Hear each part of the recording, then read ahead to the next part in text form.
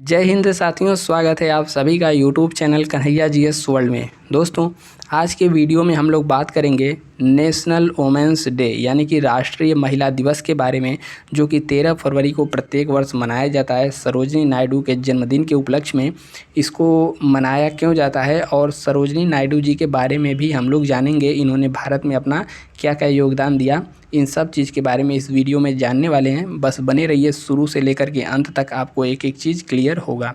और दोस्त, यदि चैनल पे नए हैं तो सब्सक्राइब वाला बटन आपको दिख गया होगा, उसको दबा देना है और घंटे के निशान को भी दबाते हुए वीडियो को लाइक करके आगे बढ़ना है। चलिए शुरू करते हैं वीडियो। तो देखिए, सबसे पहले महिला दिवस की हम लोग बात सुनते हैं तो हम लोग के मन में एक प्रश्न और आ जाता है, तो 8 मार्च को क्या मनाया जाता है। देखिए, 8 मार्च को मनाया जाता है अंतर्राष्ट्रीय महिला दिवस, लेकिन भारत में यानी कि राष्ट्रीय महिला दिवस की बात करें तो वह 13 फरवरी को मनाया जाता है, जिसके बारे में आज हम बात कर रहे हैं। तो देखिए, राष्ट्रीय महिला दिवस यानी कि नेशनल वुमेन्स डे 13 फरवरी को मनाया जाता है। दरअसल इसी दिन भारत की पहली महिला राज्यपाल और सरोजिनी नायडू का जन्म हुआ था। सरोजिनी नायडू आपको यहाँ पर दिख रही होंगी, यह भारत की प्रथम महिला राज्यपाल बनी। कौन? सरोजिनी नायडू जी, जिसके उपलक्ष्य में 13 फरवरी को राष्ट्रीय महिला दिवस के रूप में मनाया जाता है। तो आखिरकार इन्होंने ऐसा क्या किया कि इनके जन्मदिन के उपलक्ष्य में बनाया जाता है। चलिए इनके योगदान के बारे में भी देखते हैं। देखिए, पहले इनके जीवन के बारे में थोड़ा सा जानकारी ले लें ब्रीफ में। इनका जन्म हुआ था 13 फरवरी 1879 में, ठीक है, 1879 में। जन्म स्थान तेलंगाना, और जो हैदराबाद था वर्तमान में तेलंगाना में इनका जन्म हुआ था भारत में। इनके पिता का नाम था अघोरीनाथ चट्टोपाध्याय और माता का नाम था वरदा सुंदरी, ठीक है, सुंदरी देवी चट्टोपाध्याय। और पति का नाम था गोविंद राजालू नायडू। और इनको बहुत सारा पुरस्कार भी मिला, जैसे इनको नाइटिंगेल ऑफ इंडिया के नाम से भी जाना जाता है, भारत की स्वर कोकिला। और यहाँ पे केसर हिंद का पुरस्कार मिला। और इनकी मृत्यु 2 मार्च 1949 ईस्वी में हो गया था, आप यहाँ पर देख सकते हैं।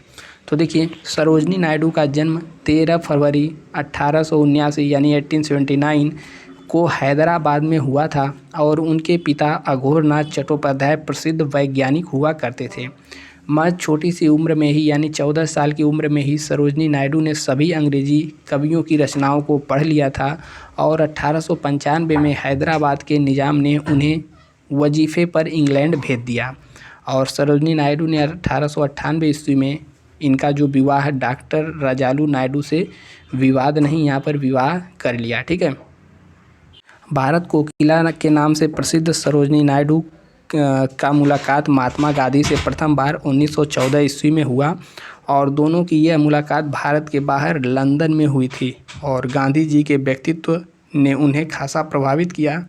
इसके बाद दक्षिण अफ्रीका में गांधी जी की सहयोगी के रूप में सरोजिनी नायडू ने काम किया। सरोजिनी नायडू गोपाल कृष्ण गोखले को अपना राजनीतिक पिता का दर्जा देती थी और गोपाल कृष्ण गोखले को ही महात्मा गांधी अपना गुरु मानते थे यहाँ पर। और उनके हंसमुख स्वभाव के कारण गांधी जी के लघु दरबार में विदूषक भी कहा जाने लगा था। नायडू जी ने महिलाओं के लिए काफ़ी कुछ काम भी किया। उन्होंने भारतीय समाज में फैली कुरीतियों के लिए भारतीय महिलाओं को जगाया और उनके बारे में जागरूक किया। और भारत की स्वतंत्रता के लिए विभिन्न आंदोलनों में भी पूर्ण रूप से सहयोगी बनी रहीं। लंबे समय तक वह कांग्रेस के प्रवक्ता के पद पर भी कार्य की। और 1925 में भारतीय राष्ट्रीय कांग्रेस का अधिवेशन, जो कि कानपुर में हुआ था, उसकी प्रथम भारतीय महिला अध्यक्ष बनने का गौरव भी इनको प्राप्त हुआ। और जलियांवाला बाग हत्याकांड और 13 अप्रैल 1919 से सरोजिनी नायडू इतनी आहत हुई कि उन्होंने जो उनको 1908 ईस्वी में कैसर-ए-हिंद का पुरस्कार मिला था, कैसर-ए-हिंद का सम्मान मिला था, उसको उन्होंने ब्रिटिश राज को लौटा दिया। और इसके बाद 1942 में बात करें, भारत छोड़ो आंदोलन महात्मा गांधी जी ने शुरू किया। उसमें भारत छोड़ो आंदोलन में भाग लेने के कारण आगा खां महल में इनको सज़ा दी गई, यानी कि आगा खां पैलेस में इनको बंद कर दिया गया था। उन्होंने उत्तर प्रदेश की पहली महिला राज्यपाल बनने का गौरव भी प्राप्त किया। और भारत में महिलाओं के विकास के लिए सरोजिनी नायडू द्वारा किए गए कार्य को मान्यता देने और इस बात का सम्मान देने के लिए उनके जन्मदिन को राष्ट्रीय महिला दिवस के रूप में मनाए जाने का निर्णय लिया गया और इस निर्णय को भारतीय महिला संघ और अखिल भारतीय महिला सम्मेलन के सदस्यों द्वारा प्रस्तावित किया गया था और इसी कारण 13 अप्रैल को इनका जन्मदिवस के रूप में महिला दिवस के रूप में मनाया जाता है। देखिए, सरोजिनी नायडू को क्यों कहते हैं भारत की कोकिला? तो वैसे तो सरोजिनी नायडू के नाम कई सारी उपलब्धियां हैं, लेकिन साहित्यिक योगदान पूरे विश्व भर में प्रसिद्ध है।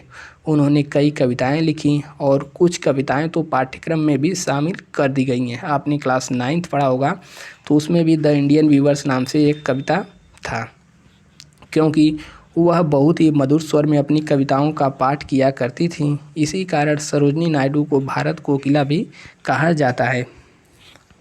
यहाँ पर देखेंगे इनकी कुछ साहित्यिक रचनाएं हैं, जैसे 1905 में इन्होंने प्रकाशित किया था गोल्डन थ्रेशोल्ड, उनकी पहली कविता संग्रह थी। और उसके बाद द बर्ड ऑफ टाइम, जीवन मृत्यु और वसंत के गीत इनकी कविता थी। उसके बाद the magic tree, the wizard mask, the sceptred flute, songs of India, Allahabad, Kitabistan और द इंडियन वीवर्स नाम से इन्होंने कई सारी कविताएं भी लिखी। और उनकी मृत्यु 2 मार्च 1949 को हो गई थी। तो सरोजिनी नायडू के बारे में यह कुछ हमने बताने का प्रयास किया। वीडियो अच्छा लगा तो यहाँ पर लाइक वाला बटन है, दबा करके जाना है। मिलते हैं नेक्स्ट वीडियो में, तब तक के लिए जय हिंद।